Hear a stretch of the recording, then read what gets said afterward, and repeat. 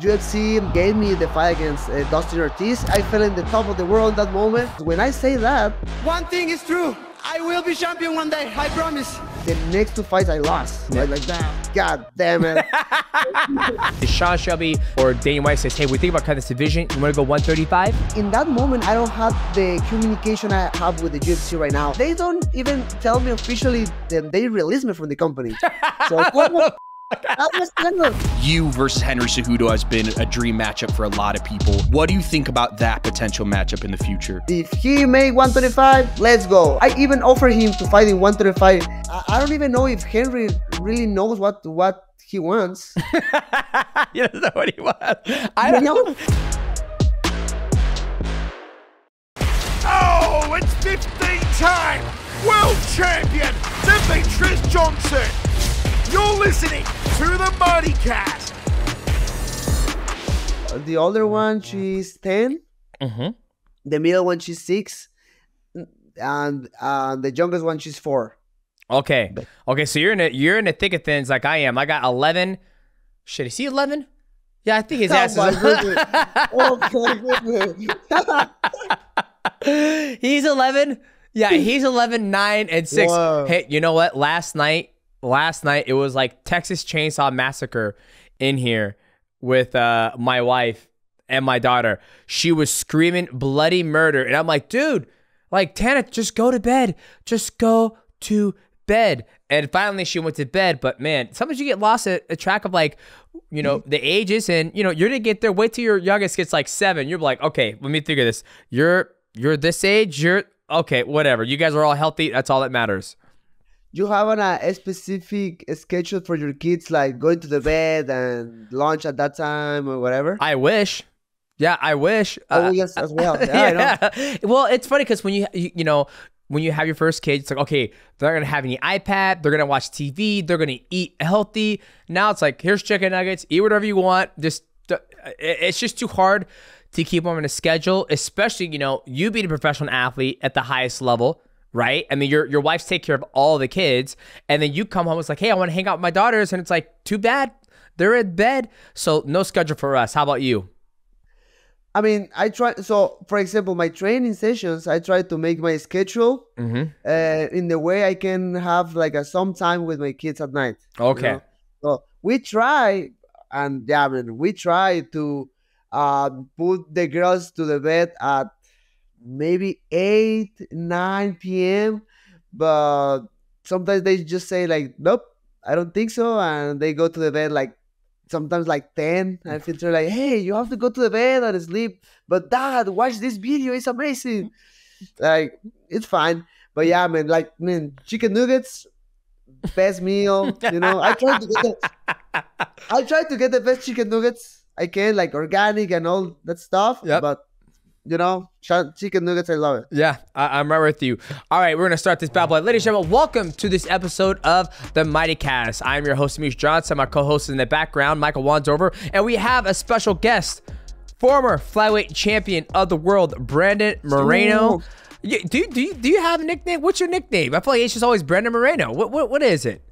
I don't know. My nickname is the Assassin Baby. The Assassin Baby. That's right. The Assassin Baby, Brandon Moreno. Well, you're such a lovable guy. We trained together and we weren't, you know, trying to assassinate each other. We're trying to feel and move. And so, but Brandon Moreno, welcome to the MightyCast. How you doing, brother? Thank you so much, man. You know, first of all, thank you so much for your time, brother. No, thank you for your time. Thank you for your time. Oh, thank you. Yeah, but my nickname, when everything started, because I make my UFC debut in 2011. You know, the guy, like, I don't know how to say in English, like the Bruce Buffer. That Bruce Buffer. The announcer. The announcer, yes. He announced my name and he just suddenly say the baby assassin. And I was like, hey, that sounds terrible. Like, you know, that sounds terrible. Killing babies, like whatever. But the people start to get loved with the nickname, so I just embrace it and tell like, oh, that's fine. I changed the order of the words, the Assassin Baby, because I thought it was like much better, but I don't know. I still think Killing Baby is bad. But that's it. Oh, okay. Well, hey. So, Brandon, look, I want to start. I felt like the first time I got introduced to you is when you were on The Ultimate Fighter, the season where it had all the flyweights. It had every champion for every region, right? That was the first time I got the introduction of you. But I want you to take me back to the beginning because you are, Mexican and you grew up. You were born. It was at Tijuana, was it? Tijuana, yes. Tijuana. Walk me through that because I feel like in Mexico there isn't a big mixed martial arts scene in Tijuana, but here you are. You're born in Tijuana and you became one of the best athletes in the world in mixed martial arts at 125. Walk me through the very beginning. Like, what was it like growing up in Tijuana, trying to find a gym? Because at the time you're 30 years old, so I'm 8 years older. God, I just aged myself. I'm 8 years older than you. I felt like, there was a little bit of mixed martial arts. There was 125, but what was the scene like at Tijuana when you first, got into mixed martial arts? I mean, so right now, 2024, the mixed martial arts in Mexico are started getting a lot of success and a lot of importance in the country. Mm-hmm. But man, I'm starting in 2006 training, I was chubby. I was finishing elementary school and I was just done to finish my day at the school and then go back to my home and just play video games. I remember I love to play Tekken. I don't know if you played before. Yes, sir. Tekken. I have. Yes, sir. Tekken's amazing. First of all, the three first games, the 1, 2, and 3 was my favorite games. So but I mean, I was done to that and playing games and then eating junk food. So I thought with my mom, like, hey, mom, like I want to do something after the school or something like a sport to feel better and everything. And my mom was agreed. I don't know if you remember this character Eddie from Tekken. Eddie World, yep. Yeah, the capoeira, yep. So to me, that was amazing. I'm like, hey, I wanna learn how to do that. So my mom started to try to find a capoeira gym in Tijuana, but she never find one. So I decided to go to mixed martial arts because there was a gym close to my home. But in that moment, I don't know nothing about kickboxing or Brazilian Jiu-Jitsu or wrestling, Mm-hmm. And in that moment in Mexico, mixed martial art was called like vale todo, like vale tudo in Brazil. Like you can translate like everything is fine. You can do everything. Yep.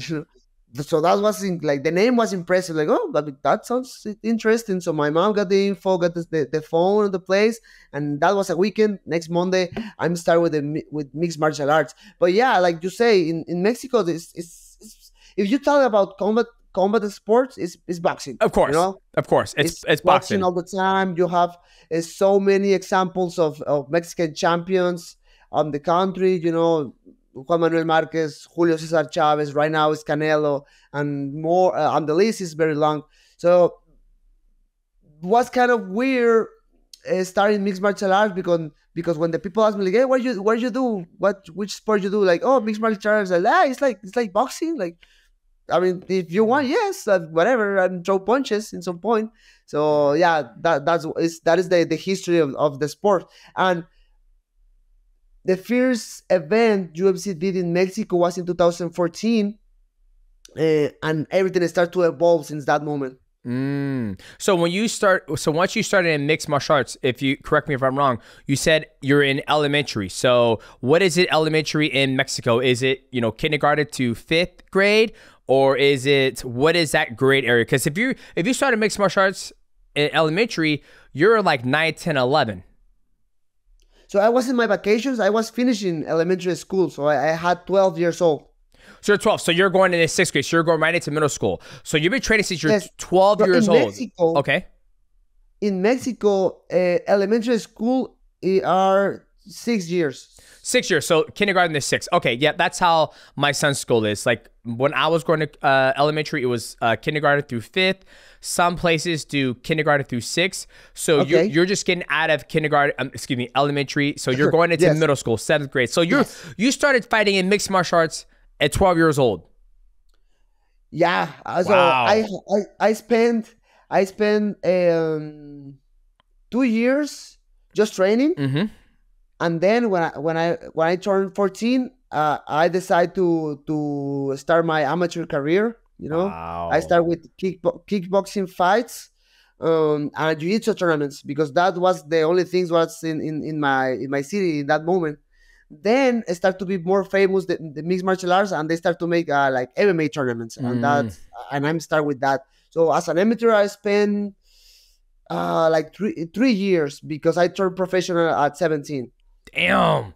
That's crazy. I could not imagine my son doing kickboxing and MMA at 12 years old, right? Like 12 years old. So you've been in the game for a long time, right? Like from 12 to 30, that's more years than I fucking got, almost. Essentially, I mean, you do another 8, you're going to surpass me in the game of mixed martial arts. So what was it like when you're doing mixed martial arts? And like you said, in Mexico, it's either soccer, if it's a combat sport, it's boxing. So were your other friends in boxing, and were you like the outcast? Like we have, we got fucking Brent over here. He ain't following, Mexican heritage. You gotta box. Stop throwing your kicks. Stop kneeing people. Stop wrestling. You gotta be like, our greats. What was that like? I mean, the people was like, oh, I don't know what is that, but it's fine, They're like, I don't know what the fuck that is, but you okay. You keep doing what you're doing. They're fine. Keep doing it. And what's interesting, because I promise you, I never be a bully at the school, but I never got problems with other people, because they respect me for that, because they know I knew it to fight. Gotcha. They don't understood like nothing about jiu-jitsu, nothing about the kicks or whatever, but they knew like I was able to throw punches against them, so they always respect me. But at the same time, I never take advantage of that. I try to be very kind. I mean, obviously, sometimes just joking with friends and be a little asshole with the guys.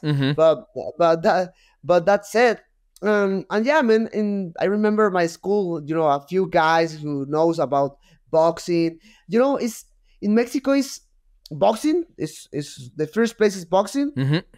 But maybe Taekwondo is very famous as well. Oh wow! Taekwondo, we have a few Olympic medals in that sport. But that's it, man. I mean, I had a really cool childhood. I don't have never problems. I try to be nice with the people, and that's it. That's awesome. So it's your mom who pretty much got you into mixed martial arts, because you're playing Tekken and you're like, I need to do something in my life. And she goes, I agree. You're like, this shit looks cool, Mom. Can I do that? I'm like, yeah, let's go fight. Yeah. So that was your infancy stage. That's how you got into mixed martial arts. Yeah, I mean, she was agree with that. Like, do something after the school and be healthy, be in shape, and do some sport, right? She was agree with that. But when we got this conversation about, hey, I want to be a fighter and I want to be professional, that was a different conversation. Because I turned professional at 17. So with the Athletic Commission of Tijuana, I had to show them a card, a letter signed for my parents. For my dad was like, oh yeah, whatever, do it. Like I love it. For my mom was like. Because, man, so you just saw me there, here in Las Vegas. Yep. I mean, I don't have the type of body like a fighter or whatever. And I don't like a fighter, Imagine at 17 years old, I was like skinny, no abs, no muscle at all. So my mom was like, oh, come on, but if something happened to you, I feel so terrible and whatever. Like, Mom, everything is going to be fine. I promise you. Just sign the letter. And let me do my job. I promise I'm good doing this. So yeah, she did it. She supported my decision. And I'm starting at 17 as a professional. Wow, that's fucking crazy. How many amateur fights did you have? So, like the jiu-jitsu tournaments, you don't count like a career or how many tournaments you have. But I had so many jiu-jitsu tournaments. My kickboxing was like 12-2. Wow. And mixed martial arts. Actually, I never fought like an MMA amateur fight. They call it, pancracio. Pancras? Yes. Okay, yeah. I did that. Like kicks. Yep, pancras. jiu-jitsu, the takedowns, everything, but the punches were to the body, like Yep. bam, bam. So Yeah, I did that. I think pancreas. I think it's open hand strikes to the face, like the professional, and then but you can hit the body. I think maybe with closed fists or open hands. So you did pancreas as a kid. That's why you're so like. I don't want to interrupt, but that's why you're so fucking well rounded. Right? Like, I didn't know your story, but if you started training in mixed martial arts when you were 12, and then you did amateur, you trained 2 years, just train. So 2 years, you developed your skills. You're 14, you start taking amateur fights. You do kickboxing, you do a lot of jiu-jitsu tournaments. And then when you turn 17, you turn pro. Already, you're so seasoned. Like, this is the first time I talked to somebody in, I would say, the younger generation who... You just did it because I need to do something healthy. I need to be healthy, Mom. That's all I want to do. And your mom and dad were on board with it. And now when I see you fight, you know, when we grappled in Vegas, I was like, I'm sure your ground was going to be good because you're training with Mikey and, you know, Taylor and the guys at FTCC.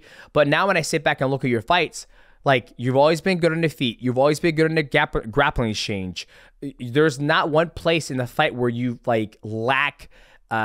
You have no deficiencies. You know what I mean? You're good everywhere. Now this makes sense because you started at such a young age and went through all that stuff.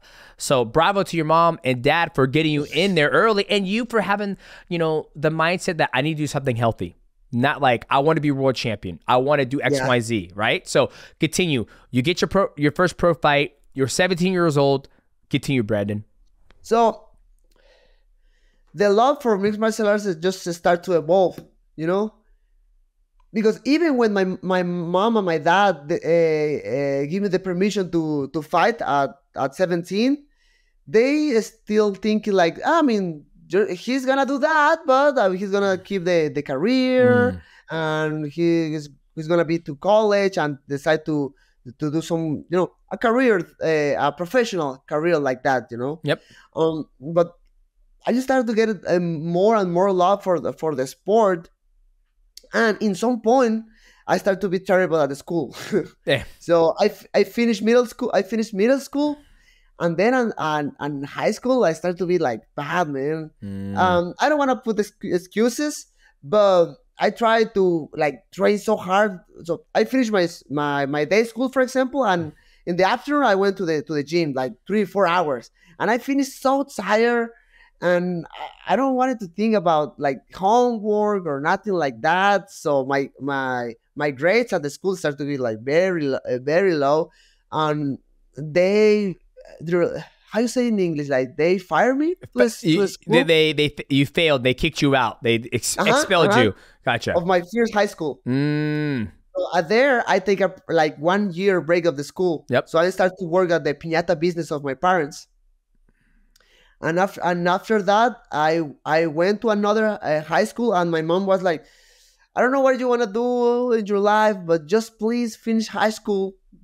This is the only thing I want to ask to you, please, because I mean I wanna make sure you're gonna have something in the future. If you fail in this, because this is life, right? You can maybe fail. So I finished high school, and after that. I put everything to mixed martial arts. In that moment, my girlfriend right now she's my wife. I meet my girlfriend, and like 2 years after we got my first daughter, Madison. I mean, she's 10 years old right now. And that's it. I finished high school. I take another time to keep working with my parents, and at the same time keep my training going. And then was when UFC called me for the first developer program for UFC in Latin America. Yeah.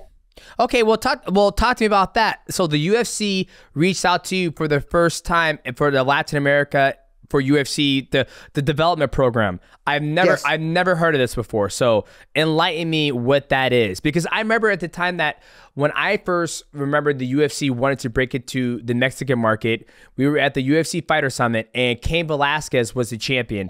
And they were like, this person is very important to us because Mexico is an untapped a geography that we haven't gone to yet. We have not had a Mexican star, so we really want to make an impact in Mexico. So they show Cain Velasquez, and they use that as a reference, like, you got to make yourself valuable. Right now, we're trying to get in Mexico, so here's Cain Velasquez. But you're saying that the UFC reached out to you specifically for the Latino Mexican like program. Talk to me about this. Yes. So the first development program was in Albuquerque, Nuevo Mexico, in Jackson's MMA. That was 2012. Sorry, man.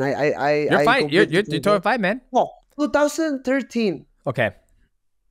So the first generation they picked. So they made a tryout in Mexico City. So like 100 fighters went to do the trial in front of Sean Shelby. They picked 12 fighters to go to Jackson's MMA.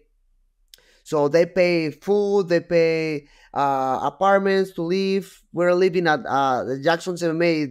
The old gym, they had apartments in this at the gym. So we were living there. So they picked 12 fighters. I wasn't able to go to do the tryout. So I wasn't able to go in the first generation. So after 6 months, they release 6 fighters. They keep 6 fighters and they release other 6. So they tried to get another 6 fighters to go to Albuquerque, and I was one of those 6 fighters. And that generation was very important for Mexico and Latin America, because they made the Ultimate Fighter Latin America in 2014. Yes, but they don't choose me for that the Ultimate Fighter, because in that moment I had 20 years old, and all these sponsors of alcohol, Modelo. So, and Modelo in that moment was Spotlight. I don't even remember, but yeah, I wasn't able to go to the Ultimate Fighter. So that's it. I went to Arizona to a local promotion, WFF, to keep fighting after the development program finished. Gotcha. Okay, I never knew about that development program. Right, like, yes. I remember like they were trying to make in that part of the world, but I never knew there was a development program that was going on down there in Latin America. So that's pretty dope. So you go to the regional circuit, you go to Arizona, you get signed, and then from what I remember, you went around and you whoop ass and you became a champion in the regional circuit. And yes. And then what was that like going through there? Because I felt like, at one point you're with your mom and dad, you're working in the shop, you have your girlfriend, you have your first daughter, you go to Latin America competition, they don't get chose because you're too young. Now you're champion in regional circuit. What's the next step after that? So after that development program, I went back to my city and I tried to find a place to fight, to keep fighting and build my record. So that moment was when I went to Arizona to this local promotion at WFF, and I turned a champion in that promotion. I had in total 5 fights. Damn. With WFF, and in that moment I was just like training and working. That moment was hard because I remember like I was like waking up like 7 a.m. prepare all my materials to start working, but then get my breakfast, get a shower, and then go to the gym like 2-3 hours in the morning. Then go back to my home, get my lunch, and get ready and work like 4 or 5 hours at the Pinata business with my parents, and then go back to the gym in the afternoon, and that's it. Sometimes go back to the gym and maybe work at night, because I needed the money, because I don't have another job or something like that. I wasn't like really getting a lot of money for fighting in that moment. And that's it. But I mean, thanks God, life, destiny, whatever you want to call it, UFC talked to me about the Ultimate Fighter. I was the champion of WFF, so I was able to go to the season 24. Gotcha. What were you doing at work? You said you kept working in your mom and dad's shop. What was that shop? So it's so they still has the business. It's a piñata business. Oh, So Pinata. Okay. Oh, dope. That's awesome. So they build piñatas in Tijuana, and they sell it in California, because Tijuana is the border with California. You know, San Diego, you know, Los Angeles. So they sell the piñatas there. So I was working with them. They tried to teach me how to build a piñata, but I mean, I promise I was like terrible doing it. You're like, your dad's like, God damn it, son. Man, you need a real ability, because I watched my mom or my dad like using the, how you say, the clipper. Yeah, the clippers. It's like a fabric clipper. So they were using it and very fast, like building a piñata very quick.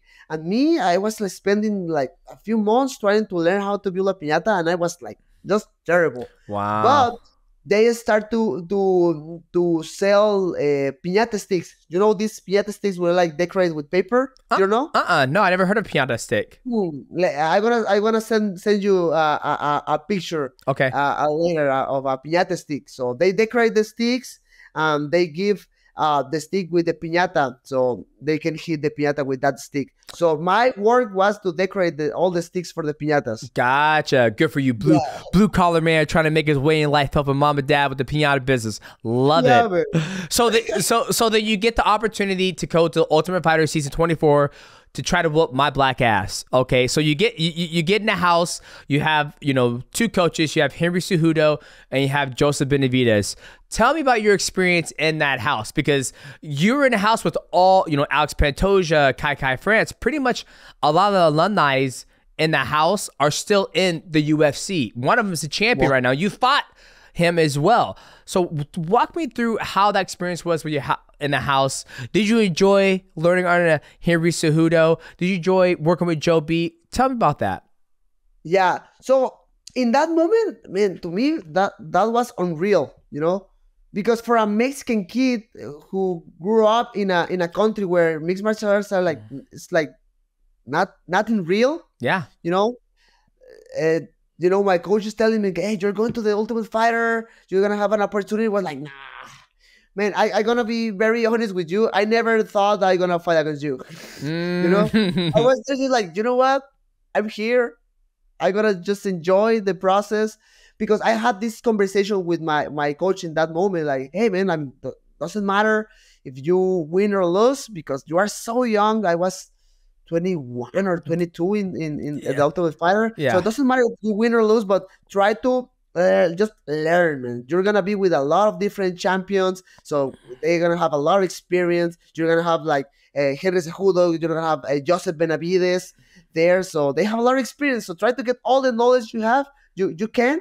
And that's it. So I enjoy a lot being the Ultimate Fighter. Even when I lost in the first fight, in the first episode, that was, I think, obviously in that moment was terrible, but right now in perspective, if you think about it, like that was amazing, because I evolved too much in my game. I remember myself going with Joseph, like talking every time, like asking questions, like, hey, wait, how can I do this and how can I do that? How you felt when you fight with Demetrious and your fight against with this or that guy. Hey, please help me with this move. He was holding pads all every day with me, and at the same time training with the other guys. I remember I made a really good relation with Tim Elliott, who he won the season. I got a really good relation with him and the other fighters, and that's it, man. You know, when you think in the past and you try to remember that moment, as I was like very frustrated, like, damn, I don't wanted to lose. You never want to lose. But I stick on my plan and I get all the knowledge and that's it. That was amazing. Yeah, I mean, now that you talk about that season, I think that was probably the best season of skill wise, right? Because everybody who was in that house was a regional champion. Right? Like maybe not, like if you look at the comeback, there was a comeback season where the winner got to fight George St. Pierre. So they were all skilled, but we all know flyweights are the most well-rounded athletes, right? Like you started when you were 12 from, you know, at that 22, that's 10 years of just pure mixed martial arts. I didn't start training mixed martial arts until I was fucking 18. You know what I mean? So, I mean, you were so much further than I was at the age at 20. You know, I was like, I guess I'll do this. I'm going to college. So you just talking about that reminds me like, damn, that season was like probably the highest skill set on that I know of. That comes to my mind, right? So, but okay, you end up losing your first fight. You make it through the season, but you still get in the UFC, right? Like, walk me through, because I felt like when I was going through your record, and I remember as I was watching you through your career, you had some great fights and you had some wins, you had some L's, and then eventually you got released from the UFC, right? Like you're winning, you get released. Walk me through that very first part, because I want to get to when you get your opportunity to come back, you become the champion, and then you do that monumental speech, like, you know, I might not be the champion today or fucking tomorrow, but I'm gonna be motherfucking champion, motherfucker. So I'm gonna go back. That was a great speech for people who need inspiration. But let's talk about like that first stint in the UFC that you right after Ultimate Fighter, you're fighting in the UFC. No, man, it's a lot, you know. But if I have to do a resume, yeah. So first, I'm going to the past before to sign with the UFC, before to get that short notice fight against Luis Smolka. Mm-hmm. I had a really nice conversation with Joseph, because so the last fight the final was Team Elliott against Hiromasa Hikuba. Yep. Hikuba. That was the last fight. Team won, and then I mean we knew the season was over. You know. Yeah. Ready to go back home. So I wasn't like upset. I enjoyed the experience, but the fight it's over, and Joseph called me, and we went to the sauna. Was Joseph and Danny Castillo. He was a coach at the Ultimate Fighter. The sauna was off, you know, but we went there, and he started to talk with me like, "Hey, man," and he I had a conversation with Chin Shelby, and he asked me like, who you think deserves to be at the UFC to get a opportunity to sign the contract. And I gave these names, but definitely I give your name, because I mean you was just working hard all the season. Yep. You know, obviously I don't want to say any name, but a lot of different fighters, they lose the fight and then they start to just piss off. And don't go to the practice and eating all the junk food, using the list to get like, hey, give me this and that, and start to be a little bit showy. Mm-hmm. But I promise you, I just work. I just work. Joseph saw that, and he said, I mean, but man, he told me like, you're in. Like, he told me that, and I was a kid, you know, 22 years old, and I started crying. Man, like, oh man, I was so happy. Like, wow, this is unreal. Again, Mexican kid, where in his country, like mixed martial arts is nothing, and then doing something for myself. Like, thanks God. So I knew I'm gonna be at the UFC, but I don't know in what moment. Sergio Pettis pulled out of his fight against Luis Smolka. Mm-hmm. So UFC called me like, hey man, like, you wanna take the fight in short notice? Like, yes sir. Like, you say yes sir. They give me 2 weeks. They give me 2 weeks to prepare for the fight. The fight was in Portland, Oregon, and man, that fight. Obviously, I was the underdog, because in that moment, Luis Smolka was the number 8 or 9 of the ranking. I don't remember. But man, that night, I feel in the zone, like just very motivated and excited. Enjoyed every single moment. You know, sometimes you are so nervous going to the octagon and everything. Mm-hmm. But man, I remember myself going to the octagon, just happy, man, just enjoying all the crowd around, like I don't remember like 8,000 people in the arena, I don't know. But so happy to enjoy. Then Bruce Buffer calling my name with the mic and Brandon Moreno, like whatever. Man, I was enjoying the moment. And then just the fight started, and I beat him. I beat him, and that was a special moment in my life. Then I fought against Ryan Benoit. Yep, Ryan Benoit, yep. I won by decision, but I remember someone because after the fight, I talked with Dana, hey, I want to fight against a top 10, please. I'm ready. But the fight with Ryan was kind of weird, and I won by decision. But it was hard for me. It was a hard fight. And one people, I don't want to say names, but one people make the comment like, "Hey, you're not ready for a top 10. You're not ready. So I think you have to do one step back and be relaxed because you have to keep working and you're not ready for that." And I get mad. I get mad with that person. Very, very mad. So UFC gave me the fight against Dustin Ortiz, and he was the number 9 or 10 of the ranking in that moment. I trained very hard for that fight, and I won. The first round was very hard because he just take me down every single time, and I was getting up, but he controlled me all the first round. I definitely lost. And the second, I started to put a little bit more pressure, and then I got him with a high kick.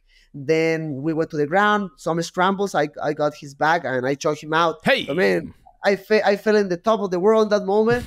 And you say like, man, I don't even know if it's gonna be tomorrow, in 1 month, whatever, but I'm gonna be champion. Maybe not today. I will be champion one day, I promise. And that's it, yep. And there is when life, you never know how life works, because when I say that, the next 2 fights I lost. Yep. Like that, God damn it. Whoa, man. Yeah, but I lost the fights, and I passed from this new talent of the flyweight division with 3 wins in a row. Yep. I passed from that to be the main event in my country, in Mexico City, against Sergio Perez, and then lost with him, and then went to Santiago de Chile, and I lost against Pantoja. Obviously, I don't want to put any excuses, but Pantoja always get me in a crazy moment in my life. But that's it. A loss is a loss, and then just they release me. Yeah. See, that's crazy. You were on a 3-fight win streak. Always exciting, right? It wasn't like your fights were boring. Like, you would always go out there and mixing it up, striking, grappling, beautiful scrambles. 3-fight win streak, and then you go on 2 losses, right? Not to guys who are bad in division. Sergio Pettis was on a tear at one point. He fought Henry Cejudo. He lost to Henry Cejudo. Henry Cejudo just out-wrestled him. And then you look at Alex Pantoja. I've always called him the dark horse of the division because he's been around for a very long time. He did well in the Ultimate Fighter. Now he's a champion. Then they release you. It was like you lost to ranked 15 or ranked, I don't know, 22. But maybe at that time, they were, I was the king ding-a-ling in the division. Maybe they were thinking about, you know what? Let's just start cutting people in the flyweight division because we might get rid of it, right? So you leave the UFC, you go off and do a little more regional, but then you come back. You get your opportunity to come back. And this time, it's different, baby. Pick it up from there, Brandon. I was just mad, man. I don't want to be in the place I was before. Because they released me, they passed all this process where UFC was trying to cut the division. Wait. Before you say that, did they tell you I don't want to get you in trouble. So, did they mention to you that they were thinking about cutting the division at that time when you were coming back?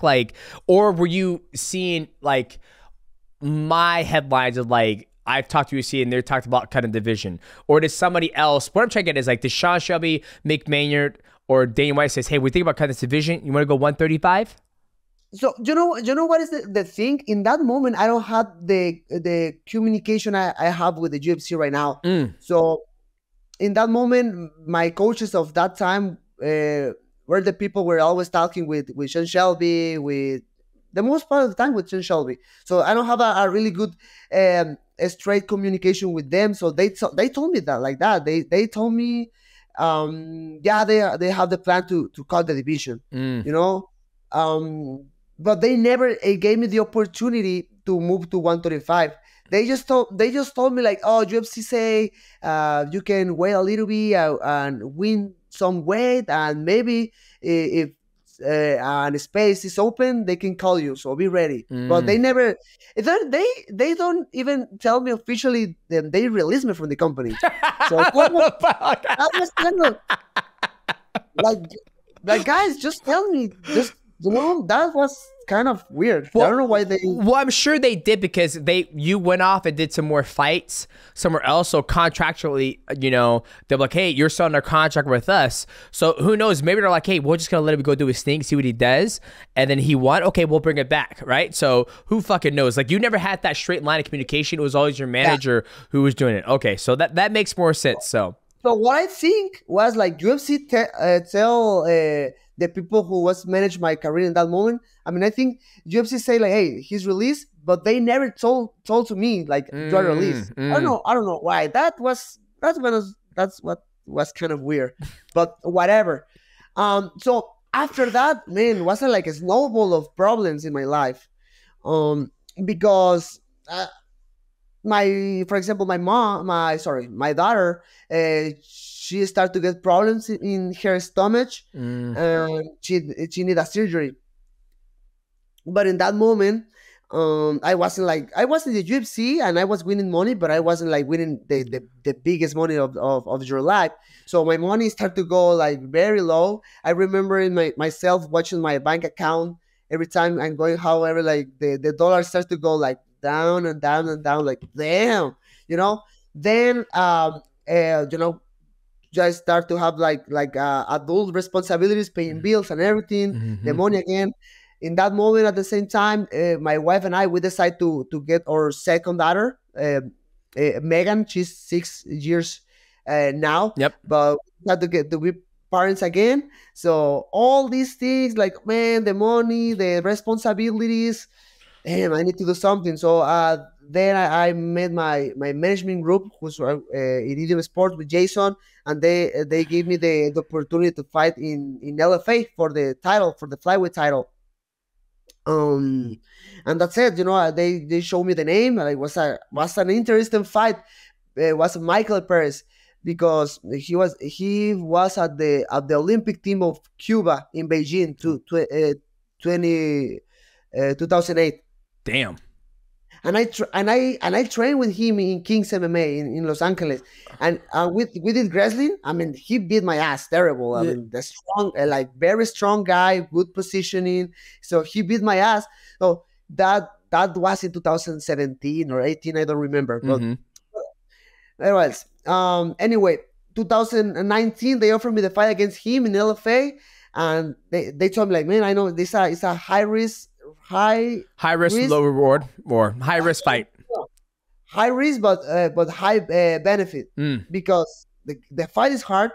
I mean, this guy has a lot of experience. He's tough, whatever. But if you win, I think I can put you back to the UFC, in the UFC. And I said, like, man, I don't care. I need money. I need fights, and I have to get success again. So I get the fight, and I beat him. So I got the LFA flyweight title. And yes, man, like Jason made the calls, and he was Mick Maynard. He started to be the matchmaker. The matchmaker, and he put me back at the UFC. And then when they confirmed to me like, hey, you're a UFC fighter again, or like, I made it back. I'm here. Yes. Man, I was so happy. Good, man. Good. Well, it's just crazy the fact that you said like you didn't even know you got cut from the UFC. You're like, I think I'm released or not. So you get new management with Jason, and then you win LFA. You're back in the UFC. Now, I want to fast forward. You get your opportunity to fight for the world championship against Figueiredo, Deiveson Figueiredo, right? Walk me through that, because that was such a crazy, because you guys fought 3 times. Four times in total. 4 times, right? And then the first time he won, the second time you won, third time he won, and then fourth time you're going to have to... Let's talk about this quadrilogy between you and Figueiredo, and I want you to talk to me about the book. Because I remember at one point you're like, I don't mind fighting Figgy. We make great money. Viggy's paying my bills right now, so I'll keep on fighting him.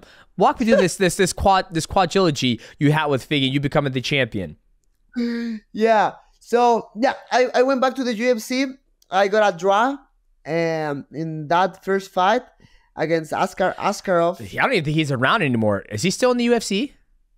No. So I hear rumors about he he decided to be released from the company to fight in Russia again. Oh. So he's fighting, but he's fighting in ACA, I think so. I don't know. I don't remember. Okay, I remember him. He was pretty good. He seemed well-rounded. So you had a draw with him. Continue.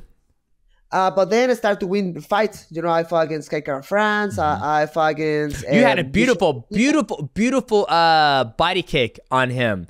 You kicked him in the liver and you hurt him. The second one. Okay. Continue. Sorry. Yeah. The first one I fought against him in UFC 245. Mm-hmm. The main event was Kamaru Usman and Colby Covington. The first fight. Okay. But I beat Kai France, I beat Joseph Formiga, and I beat Brandon Royval. And that fight, at the same night, was to UFC 255. Figgy was fighting against Alex Perez. You know, he was defending his, the title. Yep. So we both won in the first round, so very healthy. And in that moment, UFC 256 doesn't have a main event. I don't know. Remember, they was trying to do, I think, Aljamain Sterling against Perry Yan, I think so. I don't remember. They don't have a main event.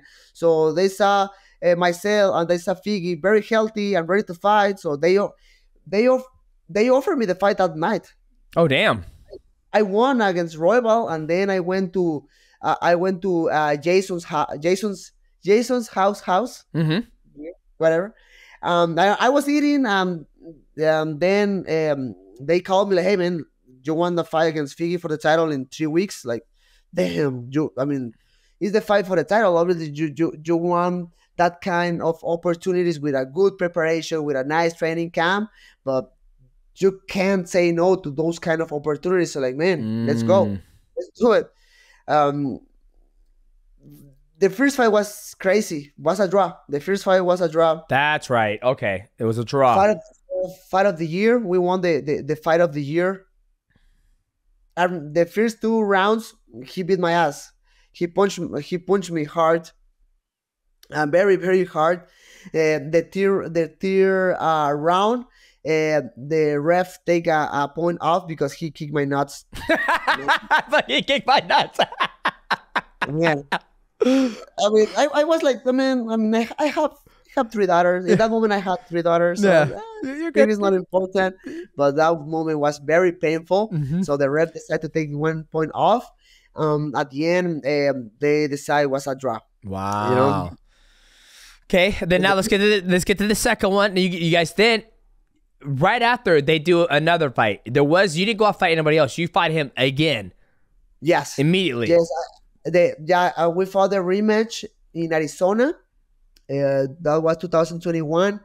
And man, going to that fight, I got all the confidence of the world, because before going to the first one, you know, Deiveson Figueiredo was this fighter where, like, man, everybody was talking about him like this amazing fighter, powerful fighter with a lot of power in his right hand, knocking people out in the flyweight division, where like sometimes it's kind of hard because we don't have the enough weight, you know. Yeah. But this guy is doing it, and he's amazing. He's the next star of the division, blah blah blah. So I was kind of nervous, but I wanted to be the champion, so I went to the fight against him. But going to the second one, I mean, knowing I can support his punches, and I was able to keep the fight in the feet against him, and I was like good in every single area against him, and so I went with all the confidence and I beat him.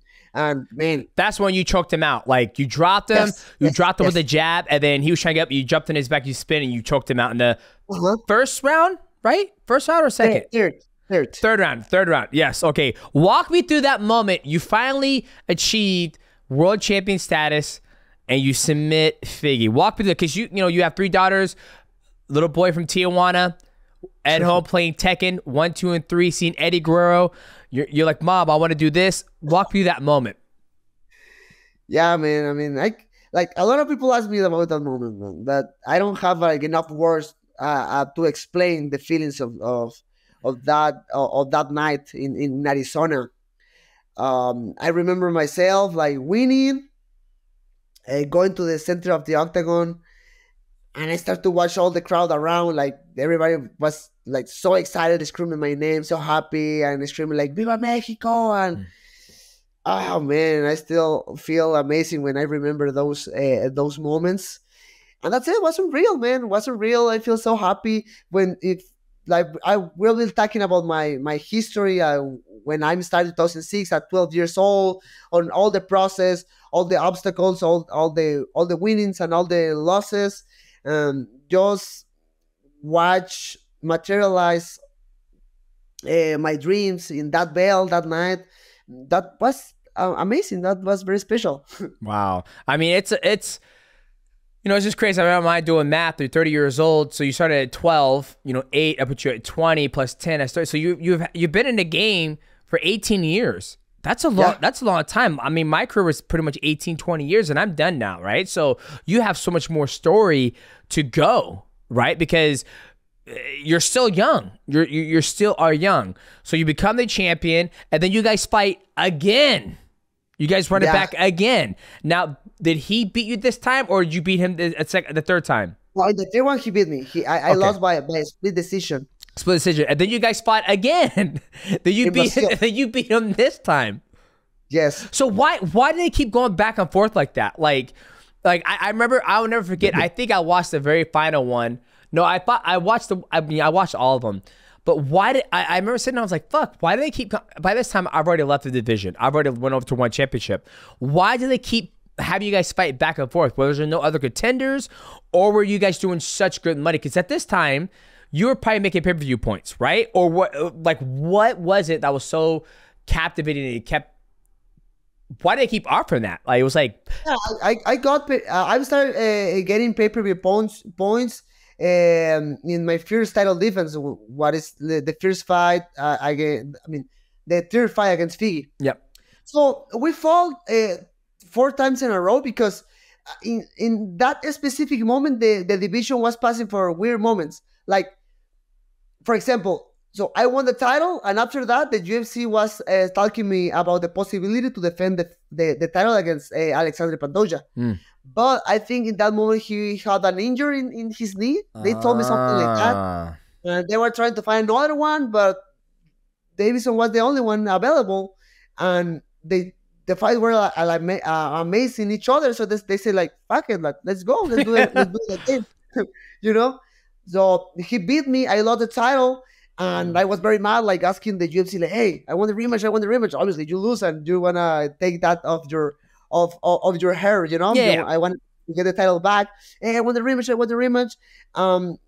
Deiveson, he said he had an injury in his hand, I think so. I remember that, yep. He wasn't able to fight. So I was talking with the UFC about, hey, what is my next step? What is my options in that moment? So they offered me the second fight against Kai France for the interim belt. And I won that fight. And then they say, like, you know what? Let's gonna finish this, because the record was 1 for me, 1 for Deiveson, and 1 draw. 1 draw. So they say, like, you know what? Let's gonna finish this. They're gonna make the 4th fight between these guys. Let's gonna make some history between them. And let's go to Brazil. And they made it, and we went to Brazil to do this media tour. I had interviews there, and we filmed some promos, and then the fight was January 2023. Yes, I beat him. Damn. And then you finally close that chapter of you, the quadrilogy. You come out on top, 2-1-1. I wish. No, you did. You beat him. Yeah, no, it's funny because a lot of people, like, I don't know why, but a lot of people ask me, like, hey, you're gonna go to 135 and fight against Fig again? Like, no, why? Well, we're gonna get to that. We're gonna get to that. Like I said, like, we're gonna get to that. But you close that chapter. Now you then, right after that, you fight Alex Pantoja, somebody you had multiple fights with. You fought him in a house, correct? Sorry? You fought Alex Pantoja in the house in the Ultimate Fighter, correct? Well, yeah, I fought against him and the Ultimate Fighter. Yeah, Ultimate Fighter, and then you fought him earlier in your career. Now you're the champion. He returns. You guys fight. You come up short, right? But then I felt after you lost that fight with Alex Pantoja, I felt like you're like, you know what? I'm taking a break from mixed martial arts. I'm stepping away from the sport, right? Yeah. No, I mean, after the fight, I fought against Brandon Roybal in February. Oh, that's right. That's right. And then you came up short on that with the split decision. So, yeah, I mean, I come from 2 split decision losses. So that's kind of very frustrated for me. But that's why I decided to take a little break. It wasn't like crazy. It wasn't like a long break, just a few months. Because I felt in my last 2 training camps, I feel like just tired, like done of the sport a little bit. I would say, but you've been training since you're 12 years old. Oh, you know what I mean? Like the whole time you're grinding, you're working at the Pinata shop, you're trying to test out for the Latin America, right? Like you've always been fighting since you're 12 years old. So I think it's kind of smart. Like I remember you said that, like, hey, I'm gonna take a little step away from the sport for a little bit.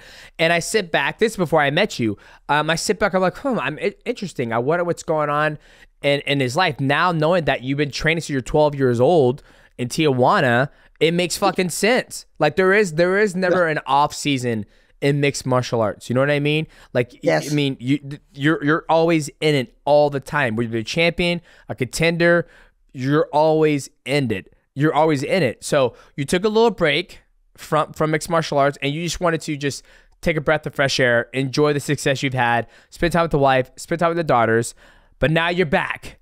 You got a match against I would say potentially the number 1 contender in the division. Do you think that's fair? Amir, right? Like I don't think he's lost in the UFC yet, right? Like he's got 1 loss. 5 wins at the UFC. Yeah. 5-0. See, this is the thing. I'm gonna go on a little tangent here, Brandon. I want your feedback, okay? Okay. Mm-hmm. You remember back in the day when you win like 4 or 5 fights in a row in a UFC, that will solidify you as a number 1 contender. You remember those days? Do you? And more in the flyweight division. What's that? Right? Yeah. Yeah. So do you think in today's society in mixed martial arts, at the time of us shooting this, do you think that people get title shots off of less work in mixed martial arts? Meaning that, like, people can come off a loss and get a title shot. Where you got guys like Amir, he's on a 5-fight win streak. You have Merab, he was on a 10-fight win streak. You look at Khalil Roundtree before he got his title shot, he was on a 5-fight win streak. Do you, like, it's very, back in the day, you would see that. You would see this guy's next in line for the title shot because he has 4, like when I fought Chris Curiaso, people always say he didn't deserve a title shot. That motherfucker was on a 4-fight win streak in the flyweight division, right? So for you, do you think I am in the wrong thinking that people need to earn their title shot by putting together 3 or 4 fight win streak? Wow. I don't think you're wrong. But, man, you know what? That's why I respect too much. I mean, you're like right now your job, like when you like to comment about fights, or I respect too much the broadcasters, because they have to take decisions and you have to make comments where sometimes people are agree or disagree. But it is what it is. It's a job, and we have to understand, and we have to don't take it too personal. Of course. But I mean, I'm terrible. For example, I hate to do fight picks, like the choice. I'm terrible, because sometimes if I know, for example, I know the guy and I just pick the guy because I know him and I like him, and that's it. I don't like to do it. But I mean, talking about that, I'm agree with you in a part, but at the same time, maybe it's part of the growth. How you say it is that the growth of the sport. Growth of the sport, yeah. More competition, because like you say in flyweight division before, you just need maybe 3 or 5 wins in a row to get the fight for the title. But now we can watch people like Amir. We have people like Tatsuro Taira, and maybe I'm forgetting other guys in the roster who they have like 3 or 4 wins in a row, but they're not ready for the title yet for the ranking. So I think that's my posture is a little bit neutral, a little bit pussy, but I think about that. Okay. I can see that if the athlete isn't ready, because I always sit back, like whenever I fought Kyojo Horiguchi, he was undefeated. I think he was on a 3 or 4 fight win streak, beating everybody. I remember John Dotson, I beat him. Then he went on 4 fight win streak, beating everybody, knocked people out. Same thing with Joseph. After I beat him in 2012, he went on a long win streak, knocking people out, and then he earned it. John Moraga. I mean, I could just go down the list of guys who were on a win streak that I felt deserve a title shot. And I just think now, good example is, I love Alex Volkanovski, but it's like, why is he getting a title shot when the last 2 fights he got knocked out? Like, he got knocked out by Islam, he got knocked out by Ilia Topuria, and now he's getting a title shot. But you have a guy like Diego Lopez, which I think Diego Lopez is probably, you either give Diego Lopez Alex Volkanovski, or you let Diego Lopez fight the winner of Max Holloway. You know what I mean? Like, I just feel, I get what you mean. But so I never actually talked to another athlete who's been a world champion, who's put together some wins in a division, and now you're your last 2 fights you had losses, but now you're back, you're still up there, and you're about to fight the number 1 contender who's on a 5-fight win streak. So I'm assuming if he gets past you, he might get a title shot. Who knows? But I've always wanted to ask another athlete what's your thinking on that space. So that's why I asked that. Maybe I don't use the correct word. I don't want to say like they're not ready. I mean, man, you can watch people in the top 15 where you can see it fighting and like, man, this guy's a monster, right? Yep. So I think I use the incorrect word, but just the ranking, the line is longer maybe. Mm-hmm. But that example about the featherweight division with Volkanovski and Diego, I think I'm trying to be in the UFC shoes. Yeah. And they maybe want to put some respect on Volkanovski about what he did before. Yeah.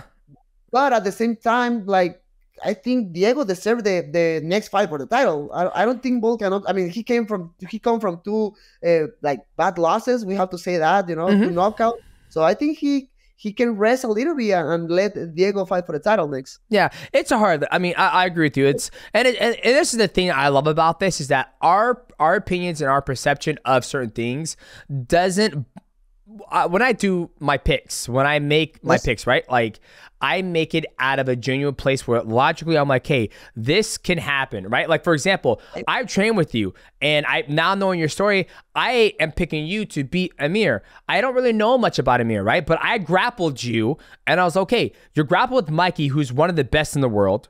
Right, so he's insane. Yeah, there's nothing fucking Amir can do to you on the ground that Mikey hasn't done to you. You know what I mean? Like, So okay, you got great hands. You've been hit by the hardest hitter in the division, Figueiredo, and you didn't get knocked out. So I'm like, okay, so what can Amir do to Brandon? Right. So for me, when I make that pick, that's nothing against Amir. That's nothing against you. That's me saying, like, I trained with this motherfucker before, and I had a hard time passing his guard. Like, and you flow good, and you've had a long career. So, yeah, I'm excited for that fight. I'm happy to see that you're back into the sport, because I think, you're still young. You're 30 years old. You have so much more to do. How much longer do you want to fight? Remember you asked me that? Yes, I did, but I didn't ask you on here. Yeah, so yes, man. So I have my goal very clear. I'm not putting like extra pressure on myself, but I wanna retire younger, young. I'm thinking maybe like 34, 33, 34, because a lot of people like, hey man, you're very young. Like, yes, I'm very young, and I'm still, my spirit is amazing. I feel like 20 right now. Yeah, but my body, start this sport very, very young with bad habits, like don't use headgear, and don't do this, and don't take care of your injuries, don't doing physical therapy, all these bad habits I start to feel it right now. So I wanna be out of the sport like healthy. Yep. I wanna try to enjoy my family a little bit more. I wanna be very present of the life of my daughters, of the life of my wife.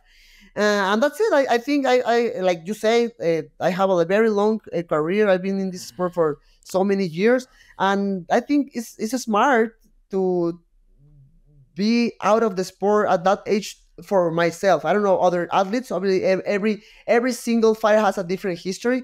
But for me, I think 33, 34 is gonna be perfect. Yeah, absolutely. Now, what do you plan on doing after me? So we're gonna jump forward. So in 4 years, what do you want to do after you're done in mixed martial arts? Because that's the thing. I know you've done some broadcasting for the Latino, the Spanish version of the UFC.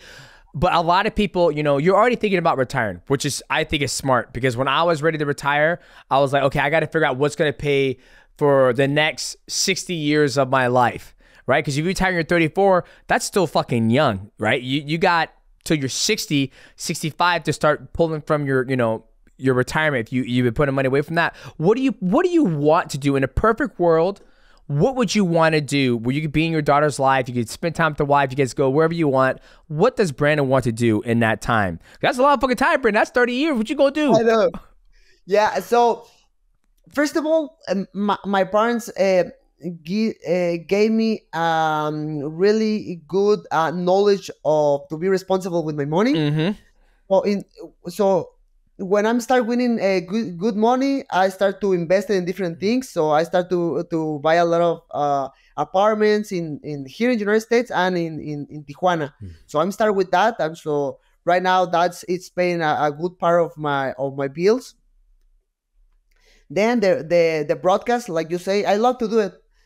Right now I don't do it like too often because I'm fighting and I'm training and I have all the media responsibilities and I have flights here or flights there. So that's why I'm doing that too much.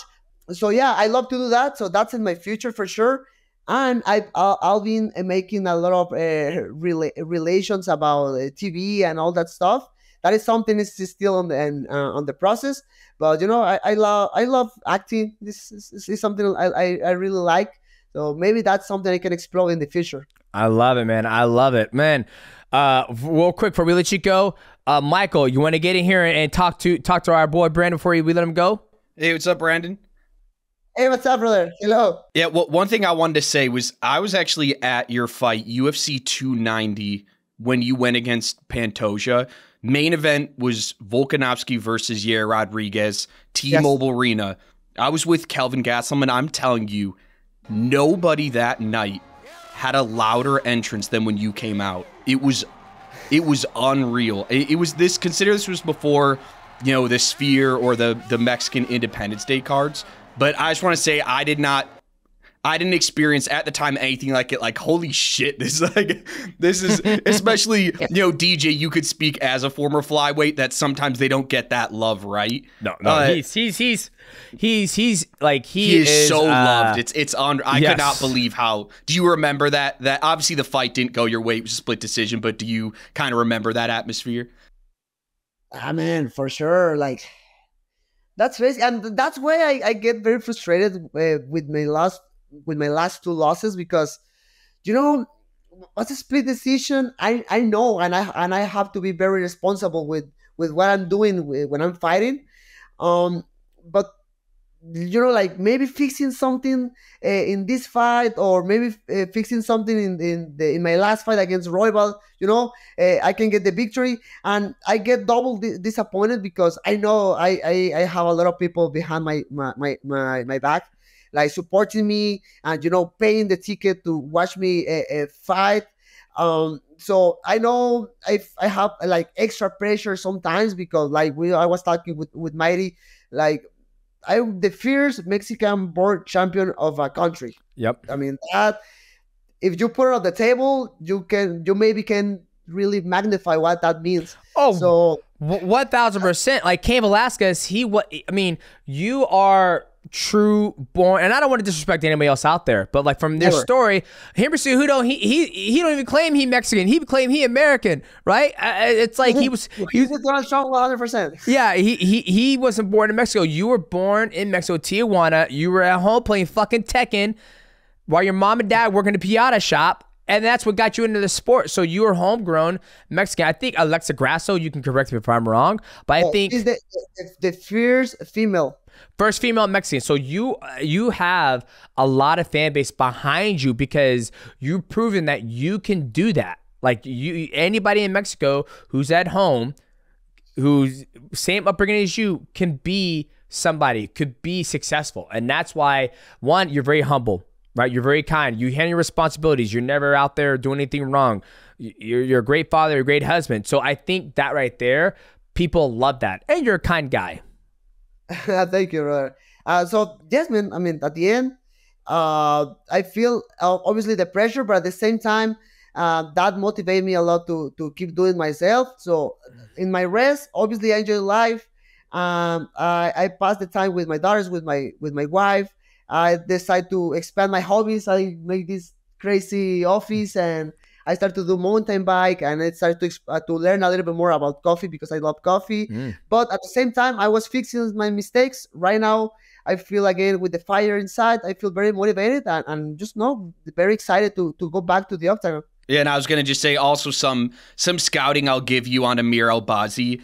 One time he came to my house and he was very scared of my dogs. So if you Henry brings him over, and just, I have a couple dogs. And one of them is just like, she loves everyone, but Henry's like, hey, yeah, you got to get your dogs out of here because Amir is just like petrified of dogs. And like even with them in the backyard, he was kind of the whole time just like looking over. So maybe in your walkout, have a dog come out with you or something to the octagon. I don't. No, he's a cool dude. We trained together like 2 years ago. He came to Las Vegas, and in that moment I had my team. Every time training at the PI, because we didn't have a place for training, so he came with us and he asked me like, "Hey, we can train together. We're alone." Was him and the Backfired brothers? Do you know them? I think so. And yes, and Javid and Farid, very cool people. So they came with us and we started to train together. Like very cool dude. But obviously he started to claim in the rankings, and he started to watch the possibility to fight against me. So he started to be like a little bit separating, like which I understand. It's fine, but that's it. It's part of the business, right? Yep, absolutely. But before I let you go, what's your thoughts on like, would you ever go to 135, or do you like going to what? Because you're fucking bigger than me when we met each other. I'm short, you're a little bit taller. Would you ever go 135, or do you like cutting that weight and going 125? Man, it's funny because every training camp it starts to be harder. You're getting older. I'm older, and my metabolism start to be is lower. But I'm still think I can make a 125. 125. Not easy as before. I remember before I don't need even to do a wake up. Right now I have to be very professional with my diet. Right now I'm like on diet 24 hours. But I think I can still make the weight, and I feel it in the bottom of my heart I can be the champion again. And if I fail, maybe you never know. You can't say never. But then let's see what happens. It's not in the back of your mind. But never say never. Gotcha. Okay, and then what do you do from recovery? Because you're saying like at the part of your career, like you wasn't using headgear, you wasn't take care of your injuries. Now being older, wiser, what are you doing for recovery? Like, are you using the sauna, ice barrel? Like, what do you do? So first of all, before to start training, I stretch. I do my stretch. You say stretch? Stretches, yeah. Stretches where you're like, stretch my feet, stretch my legs. Yeah. I do all my body, my legs, my arms, my neck, everything before training. And after that, I do sauna. Yes, I do sauna maybe 3 or 4 times per week. Oh wow. I do the cold tub 2 or 3 times per week, and I do my physical therapy at the PI. There is the only point where sometimes I fail a little bit because I have to run, like I have practice, and then I have to go for my daughters to the school, and so I fail a little bit in that part. But the other stuff is like every week I do it. Gotcha. That's what's up. Michael, you got anything else for Brandon? Yeah, one thing I wanted to ask about. So someone who has talked lately about potentially returning to the 125-pound division, Henry Cejudo. I would be personally shocked if he was able to pull that off, but it would be very interesting. I think there's a lot of interesting matchups, including you versus Henry Cejudo has been a dream matchup for a lot of people. What do you think about that potential matchup in the future? Man, I mean, the thing is, and that's a question I have, like, I don't even know if Henry really knows what he wants. He doesn't know what he wants. I don't know. He can't make it. I'm 38. He's 38. We're too big. I couldn't make 125 if I wanted to. I wouldn't want to. So when he fought against Aljo and Sterling, he lost, and he started to say like, I don't really sure if I want to come back, whatever. So I say like, damn, I mean, that's a fight I really want. So I challenged him in a post in Instagram, like, hey, let's gonna fight. He say no. And in that moment I had the fight against Alexander Pantoja. So I said like, okay, whatever. I mean, whatever. I'm gonna be focused in my next fights, and let's see what happens in the future. So he say no. Then he fought against Merab, he lost.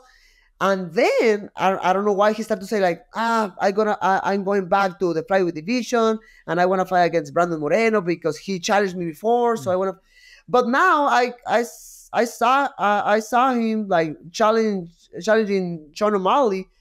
So I don't know, man. I don't want to waste time, and I don't want to waste energy thinking about Henry Cejudo right now anymore. You know. So if he made 125. Let's go. I even offered him to fight in 135 before. Right now, I have to be smart. That's the truth. I mean, I come from 2 losses, so I have to be very disciplined. I have to go to my division and do the things correctly. But I mean, I don't want to waste time with this guy because I don't think he doesn't even know what he wants. Yeah, no, I think it's smart. I know I'm a big fan of Henry. Love Henry. I think he's a good guy. I think he's trying to find the best option where he's going to fit in. Losses. I mean, he left 125, went to 135, and I think what you're focused on, which is Amir, is going to be great. So, Brandon, there's your opportunity to let people know where they can find you, they can support you. The floor is yours, brother. Man. Thank you so much, brother, and I would love to train with you again.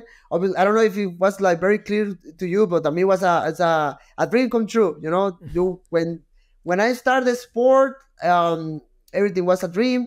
Then I started fighting. The UFC opened the flyweight division, and just started to be the king and beat everybody. I was like, damn, and then there was the possibility to fight against you. Like, wow, like. I promise you, again, I told you this before, like when I went to the Ultimate Fighter, I wasn't even thinking to fight you. I was just enjoying the moment. Yeah. But, thank you so much for the training last time. Thank you so much for this, and hopefully I can see you in the future. Yeah, dude. Like I want to train more because just to feel you on the feet and to pick your brain is like and try to help, like, cause that's what me and Aljo do, right? Like Aljo, oh, Jesus Christ, like did you ever roll with Aljo yet? Yes, he's really good and strong. Yeah, I was like, Jesus Christ, you're fucking strong. I'm like, Sean, am I lucky he didn't get your ass?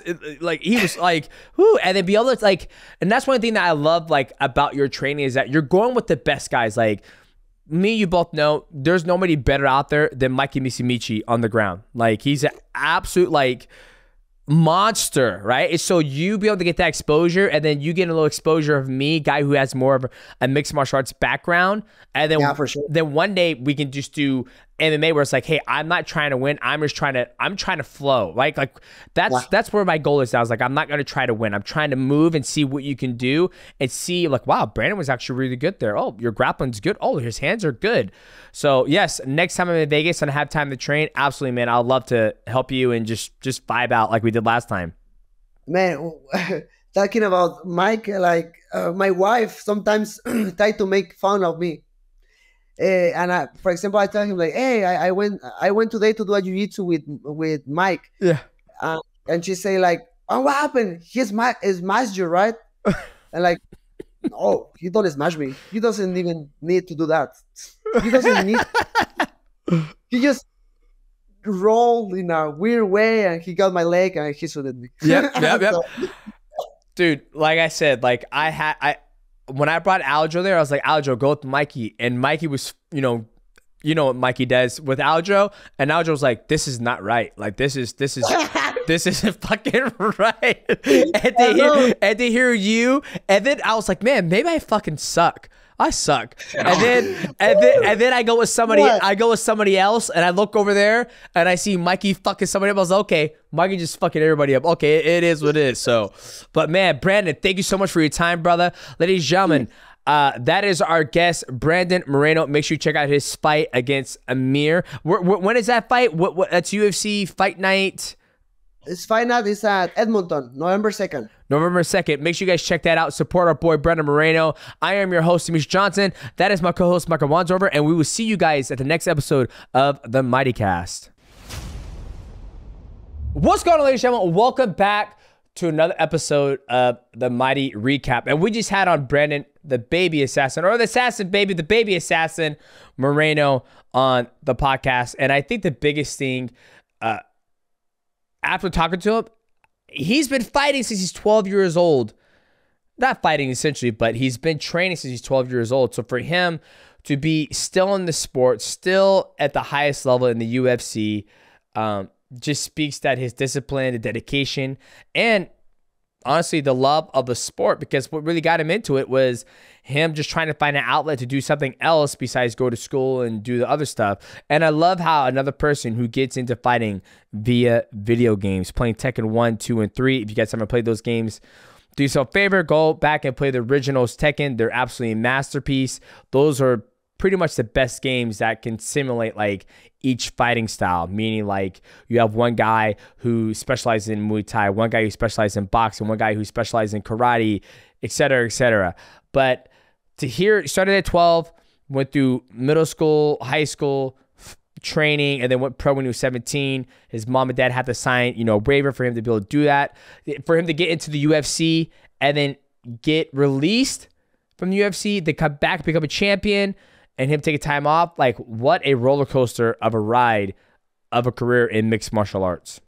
Yeah, and I just think, and I already said the story to Brandon himself, but I'm telling you, I've been fortunate enough to get to go to a lot of UFC events, a lot of MMA events, and it is one of the most thunderous like reactions I've heard when he made that walkout UFC 290. And until that moment, I didn't realize like how popular this dude was.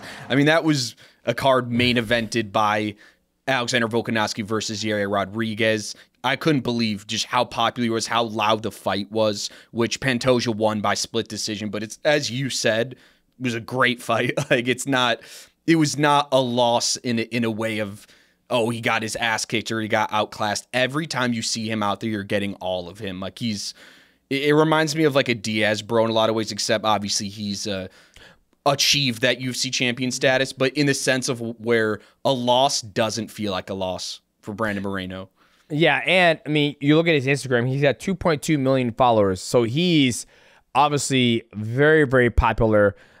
And I honestly think it's because of his story, right? I like his story, that speech he did when he was like, I'm going to be champion one day. Maybe not today, maybe not 2 weeks, not 3 weeks, or 4 years, but one day I'm going to be a champion.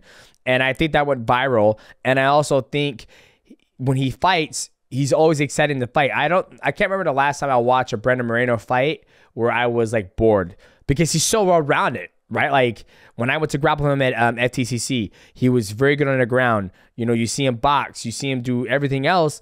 He's complete. And I also think that's to put more emphasis on the lightweight divisions. We are just more well-rounded, but it's to be expected for him to be well-rounded since he's been training since he's 12 years old, right? Like I started when I was 18, and once I started training mixed martial arts, I jumped into mixed martial arts, trained for 6 months. I had a great wrestling background, but my coach, Matt Hume, he made me do all the what's the word I'm looking for? All of the martial art forms. So for him, that's the only outlet he had in Mexico was mixed martial arts. Now I'd be kind of curious to see how his mindset's going to be, when he fights Amir. Obviously, it's in a good spot, but he's already been the champion. He's excited to get back into the octagon. He has a breath of fresh air. Finally, get to spend time with his wife and his kids. It'd be kind of curious because I love how he said that, I want to be done in 4 years. And then I'm going to work on other stuff. And I love to hear when athletes like, man, I got houses in Tijuana. I got houses in the States. where he's making that passive money, that cash flow. I love to hear that. Yeah, and just to give a little resume for Amir Albazi, he's won 6 fights in a row. And that is very difficult to do in the UFC. He's undefeated in the UFC, but with that being said, his last fight was very controversial versus Kai Kara-France. And I'm looking at the stats right now. So this is a fight that Amir Albazi got the decision win, right? Mm-hmm. Kai Kara-France landed 99 significant strikes, and Albazi landed 43. Woo! But Albazi got the win. So it might have been the wrestling department. Like, what was the wrestling? What was the takedowns? Control time. So he landed 1 of 9 takedowns. So actually, Kai Kara-France was 2 of 2 takedowns. And Holy shit. But I will say Amir Albazi had the 6 minutes of control time. So that obviously swung it. But that was very controversial. And I think there's no hiding. Kai Kara-France is right there. Very, very much in line for a title shot, with probably one more fight after this. So I'll be very intrigued to see what this means for the flyweight division, and I'm just happy that the flyweight division exists because we've heard it from you, we've heard it from Henry. No matter what Dana White says, it was very close to the flyweight division going away. Yep. Very close, and it would be a shame because it is some of the most skilled fighters, obviously the most fast-paced. I mean, you're talking about guys weighing in at 125 pounds, and you just see a lot of guys that, as we go up to heavyweight, right, there are so many weaknesses in the games of heavyweights, whereas flyweight, you can't get away with that shit. No. Like, you're pretty versatile. Every top flyweight's pretty versatile. Yeah, you're not going to see, it's very rare you're going to see a heavyweight that's going to be able to go out through a blast double, transition it back. Now that John Jones is in heavyweight, yeah, but that's one person. You're not going to see Cyril Gane do...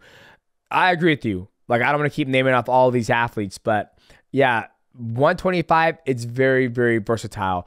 Even 135, right? You had Sean O'Malley who fought Merab, and Sean, obviously had his hip issue at that fight, but Sean could not deal with the takedowns. He couldn't. He never tried to take down himself, where it's going to be very rare. When you see Brandon Royval versus Alex Pantoja, they're both shooting, they're both striking. I mean, you look at the last fight, Kai Kara-France, when he fought Steve Erceg, they were going back and forth on the feet. No takedown attempts, really, but he ended up knocking him out. So it's very versatile division at 125. So, but it was kind of cool to hear when he said, like, yeah, at one point, they were telling my coaches, this division might not be around anymore, just so people could understand. And we've already gone on record, right? Dana White says they thought about getting rid of it. But, the more you hear that, it's past my time, because once Brandon Moreno was starting to do very well in the UFC, I've already made my leave of the division. At this time, Henry Cejudo kind of retired and he was coming back to 135. So there's so many pieces. It'll be awesome one day to do like a map of like, okay, they talked about it here. DJ talks about it here. Oh, 2020, when Brandon Moreno got released from the UFC, they talked about it here again. You know what I mean? They have like a roadmap, kind of like, the Diddy files. Like, Diddy got this guy, got that, you know what I mean? But what a cool guy. And I didn't have the chance to ask him about it. I would have loved to ask him more about the Sphere, because to me personally as a fan, it was such a miss not having him on that card. Him and Yair Rodriguez, because he made a good point, right? There's been 2 Mexican-born UFC champions, undisputed UFC champions, Alexa Grasso, who was on that card, and Brandon Moreno. And there's, of course, Cain Velasquez, huge heritage right there, and then Yair Rodriguez, who was interim. But it just felt crazy. And then he's fighting, like, a couple months later, too. But it makes more sense when we hear from him, we talk to him, you trained with him. He was just taking a break, right? So it was not a UFC thing. They, of course, would have loved to have him on the card. But for me personally, as a fan, I was just like, it doesn't feel like, Mexican Independence Day without Brandon Moreno. Yeah, absolutely. And I think, like you said, I think it was important that he took that break, knowing that he's been going since he's 12 years old. I mean, that's a long. I could not imagine Tyron training mixed martial arts. Even now, he's going to school full time. He's about to learn how to start playing the viola. He's also doing jiu-jitsu 5 days a week. I could not imagine Tyron trying to train to be a world, like fight in mixed martial arts, and then he does it all with you. He's like 30 years old. I couldn't imagine. It's I put the Rey Mysterio mask in the background just for Moreno, and no, Rey Mysterio started wrestling in Tijuana when he was like 8 years old, so that it must just be a culture thing. But no, it's insane, and it shows he really does have that Mexican fighting spirit and is just very well rounded. He's just a fighter. Like he's one of those dudes. Like I don't know what to say. What his specialty is. Like he just scraps when he's in there. So I love to watch him fight every time. I think him and Amir Albazi is going to be a banger. And whoever wins that rightfully should be right in line. And we might get Pantoja versus Moreno for the millionth time. Those guys. I feel bad for Moreno that he keeps having to fight the same dudes over and over and over again. But it just shows the way it is. Yeah, it just shows you that. One, the talent pool in there isn't as rich. I mean, you had Muhammad Mokaev, who left the UFC. He was undefeated in the division. You have Manel Kopp, who's right there. You have Amir, he's fighting who's my right boy, there. Bruno. Yeah, he's fighting Bruno Silva. Bruno's right there. Bruno's on a couple fight win streak. I feel like he's on a 3 or 4 fight win streak. So I think as the fight game keeps on going, these guys keep on fighting, I think eventually you're going to see some new guys try to fight Alex Pantoja, but only time can tell. But I'm super excited to see Brandon Moreno back. I loved asking him about that. Like, how do you feel when you see somebody get a title shot, off of coming off losses or 1 fight win streak, whatever? To hear him, he's like, it could be the potential growth of the sport, or there could be nobody next in line. So, yeah. Good interview with Brandon Moreno. And ladies and gentlemen, let me know in the comments below what you guys think about that question. That's the question that's always been eating me inside, is that, do you think somebody should be on at least, like, you're not getting a title shot unless you got 3 wins in the division. There is no ifs, ands, or buts, right? 3 wins, and at least 3 to 5 wins in a division consecutively. Do you think that should warrant a title shot? No more, hey, I was a champion. Well, based off your math, then Moreno's coming off a loss right now, so it's yeah, so he shouldn't get a title shot. I'm okay saying that. Oh yeah, I mean, but you're saying if he beats Amir though? I don't think he should. Oh, he should fight. He should fight Manel Kopp, and then he should fight. Even though Manel Kopp came off a loss, like there's guys for him to fight. You know what I mean? Like if there's nobody, especially since him and Alex Pantoja have fought. Who else is in the division? I would have to let's look at the division right now. Well, yeah. I mean, one. Let's pull it real quick. Yeah, I mean, so one thing I do want to say: a fight coming up. Bruno Silva, my boy, he's going against Manel Kopp in Tampa. That's going to be, I think, an interesting one because you're talking about wins in a row, right? And if Bruno beats Manel Kopp, I'm pretty sure that's 4 wins in a row for him. Give him a title shot. Yep, and he has 3 bonuses in the 3 in a row that he has now. So he earns a title shot. I'm not worried about if it sells out pay-per-views. But this again, this is me as a fan, a spectator. Yeah. So you have, so this is what I would do if I was a matchmaker, which I'm not. So you have Matt Chanel retired, Azu Amabayev, I don't know who that is. Cody Durden, don't know. Bruno Silva. If he beats Manel Kopp, he deserves a title shot. He's on a 4-fight win streak, 3 bonuses, right? So if Brandon gets past Amir, you could say, okay, well, who else is in line? You have Matthias Nikolai. There's so many more guys that Brandon could fight where Brandon could get 3 wins and he could fight for the title. That's my personal opinion. But yeah, and I will say how it will likely play out is if Brandon Moreno wins emphatically, that dude can get a title shot whenever he wants because he's been really, and that's the thing that I thought was interesting about you talking to him. Since you left, right, who is the face of the flyweight division? It is 100% Brandon Moreno. Like I'd say it's arguably Brandon Moreno and Figueiredo as like joint heads, but I would say Pantoja I think he could get there too, but for me personally, I think the face of the flyweight division post Demetrious Johnson is Brandon Moreno. Yeah. I think he has that star power still. but doesn't warrant him a goddamn title shot. He's got to get at least 2 or 3. That's why I want to ask the comments down below. That's why I want people to let me know, right? Like, I know that's my opinion, but I want you guys to let me know in the comments below. What do you guys think warrants a title shot? Would you like to see an athlete get 3 to 5 wins in a division before he gets a title shot? Or are you guys okay with people coming off losses getting a title shot just because they have a big name? So I am your host, Demetrious Johnson. That is my co-host, Michael Wandover, as he puts on the Rey Mysterio mask. He's got it on. Yep, he's got it on. Yeah. Let us know in the comments below if you guys enjoyed this episode of the MightyCast. Please give a like, subscribe, hit the bell to know we go live, and we will see you guys at the next episode of the MightyCast.